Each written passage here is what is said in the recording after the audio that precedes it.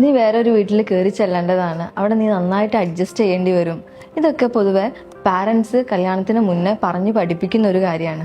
Family ആവുന്ന സമയത്ത് definitely problems ഒക്കെ ഉണ്ടാവും. ഇത് പരസ്പരം കമ്മ്യൂണിക്കേറ്റ് ചെയ്ത് സോർട്ട് ഔട്ട് ചെയ്ത് പോകാൻ പറ്റുന്നതേ ഉണ്ടായിരിക്കുള്ളൂ. പക്ഷേ ഇവിടെ കോംപ്രമൈസ് ചെയ്ത് പോകാൻ പറ്റാത്ത തരത്തിലും പ്രശ്നങ്ങൾ ഉണ്ടാവാറുണ്ട്. ഇവിടെയാണ് ശരിക്കും റെഡ് ഫ്ലാഗ്സ് എന്താണെന്നുള്ളത് നമ്മൾ മനസ്സിലാക്കേണ്ടത്. ഒരു റിലേഷൻഷിപ്പിൽ ഇപ്പം നിരന്തരമുള്ള കുറ്റപ്പെടുത്തലുകൾ വരികയാണ്. നീ കാരണമാണ് ഇങ്ങനെ ഉണ്ടായിട്ടുള്ളതെന്ന് പറയാം. ഒരു gas lighting kind of behaviours കാണിക്കുന്നത്, ഫിസിക്കൽ അബ്യൂസ് നിരന്തരമാവുന്നത്, വേർബൽ അബ്യൂസ് ഉണ്ടാവുന്നത്, ഒരു ഓവറായിട്ട് കൺട്രോളിങ് ബിഹേവിയർ വരുന്നത്. ഒരു റിലേഷൻഷിപ്പിൽ നിൽക്കുന്ന സമയത്ത് എപ്പോഴും നമ്മൾ കൺഫ്യൂസ്ഡ് ആവാണ്, ഞാൻ ചെയ്തത് തെറ്റാണോ അല്ലെങ്കിൽ ഞാനാണോ ഇവിടെ തെറ്റെന്നുള്ള കാര്യങ്ങളൊക്കെ.